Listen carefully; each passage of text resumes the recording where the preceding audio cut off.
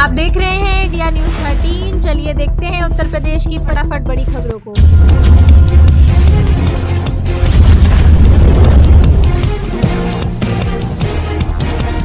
UP police में 25,455 पदों के लिए इसी महीने में शुरू होगी भर्ती की प्रक्रिया। बोर्ड ने की ये अपील। पुलिस के 25,455 रिक्त पदों के लिए भर्ती की प्रक्रिया इसी माह शुरू होने की तैयारी की जा रही है। उत्तर प्रदेश पुलिस भर्ती एवं प्रोन्नति बोर्ड के परीक्षा नियंत्रक ने अभ्यर्थियों से भर्ती बोर्ड की वेबसाइट पर नजर रखने की अपील की है। उन्होंने इंटरनेट मीडिया के प्लेटफॉर्म एक्स पर सूचना दी है कि आरक्षी नागरिक पुलिस, आरक्षी पीएसी, आरक्षी विशेष सुरक्षा बल, आरक्षी पीएसी महिला, आरक्षी पीएसी सशस्त्र पुलिस, जेल वार्डन व घुड़सवार पुलिस के रिक्त पदों के लिए जल्द ही बोर्ड की वेबसाइट पर विज्ञप्ति प्रकाशित की जाएगी। यूपी में सर्द हवाओं ने बढ़ाई ठंड, शीतलहर पर मौसम विभाग का नया अपडेट। उत्तर प्रदेश में सर्द हवाओं ने ठंड बढ़ा दी है। मौसम विभाग ने शीतलहर का नया अपडेट जारी किया है, जिससे लोगों की चिंता बढ़ गई है। कई जिलों में तापमान गिरा है और लोगों को घरों में रहने पर मजबूर होना पड़ रहा है। विभाग ने आने वाले दिनों में और ठंड बढ़ने की आशंका जताई है।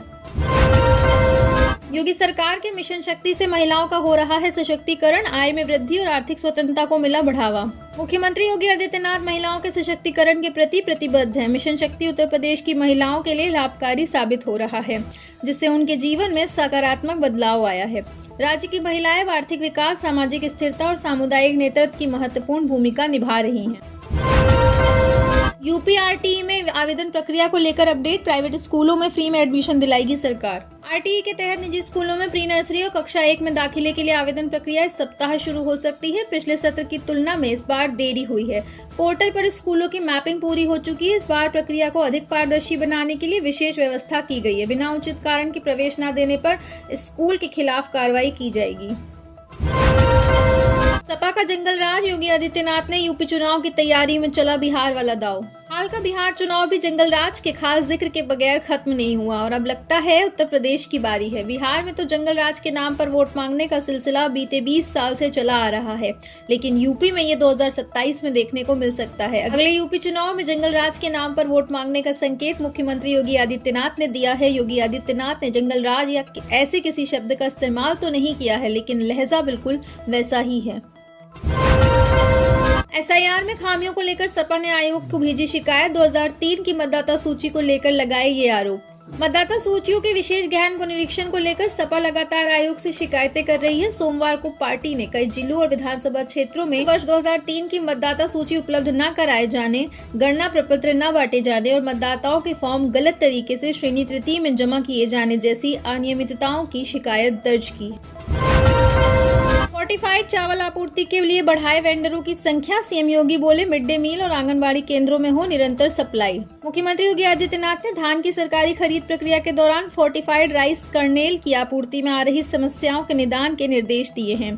धान खरीद की समीक्षा बैठक में मुख्यमंत्री ने कहा कि फोर्टिफाइड चावल की पर्याप्त उपलब्धता होनी चाहिए। मिड डे मील और आंगनबाड़ी केंद्रों में इसकी निर्बाध आपूर्ति सुनिश्चित की जाए। एफआरके की आपूर्ति की निरंतरता के लिए वेंडरों की संख्या बढ़ाई जाए और तकनीकी अड़चनों का तत्काल समाधान किया जाए। उन्होंने धान खरीद केंद्रों की संख्या 5000 करने के लक्ष्य को जल्द पूरा करने और यहां आने वाले हर किसान से खरीद सुनिश्चित करने के भी निर्देश दिए। धान खरीद को लेकर सीएम योगी सख्त समीक्षा कर अफसरों को दिए निर्देश। मुख्यमंत्री योगी आदित्यनाथ धान खरीद को लेकर सख्त हैं। उन्होंने निर्देश दिए हैं कि धान क्रय केंद्र पर आने वाले हर अन्नदाता किसान को धान खरीदा जाए और भुगतान समय पर सीधे उनके खाते में पहुंच जाए। सोमवार को धान खरीद की स्थिति की समीक्षा करते हुए उन्होंने कहा कि धान खरीद की गति तेज हो और किसानों को किसी भी प्रकार की परेशानी का सामना न करना पड़े। मिशन 2027 के लिए सरकार संगठन और संघ की बैठक में गहन मंथन। मुख्यमंत्री आवास पर हुई समन्वय बैठक। मुख्यमंत्री योगी आदित्यनाथ के आवास पर सोमवार की शाम सरकार, संगठन व संघ का शीर्ष नेतृत्व एक साथ बैठा। इस तरह की विशेष समन्वय बैठक अगस्त 2024 के बाद करीब 1.25 साल बाद हुई। इसमें मिशन 2027 को लेकर गहन मंथन किया गया। विधानसभा चुनाव से पहले प्रदेश में राजनीतिक, संगठनात्मक और प्रशासनिक ढांचे की व्यापक पुनर्समीक्षा अभियान के रूप में यह बैठक देखी जा रही है। डील बनाने का एकाधिकार खत्म। यूपी में अब ड्राइविंग लाइसेंस बनाएंगी ये 3 कंपनियां। ड्राइविंग लाइसेंस बनाने में 1 दिसंबर से एकाधिकार खत्म हो गया। 3 कंपनियों को शासन ने 25-25 जिले आवंटित किए थे। सभी ने संबंधित जिलों में कामकाज संभाल लिया है। लखनऊ में ARTO कार्यालय में सुपरवाइजर का पद खत्म हो गया है। Silver touch technologies limited company ने दूसरे स्थानों से आए 3 निजी कर्मचारियों को कामकाज सौंपा है, जबकि 4 को लौटाया गया है।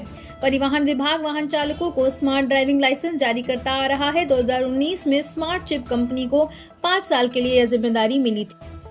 आप देख रहे हैं देश का number 1 Hindi news channel India news 13, मतलब भारत की आवाज।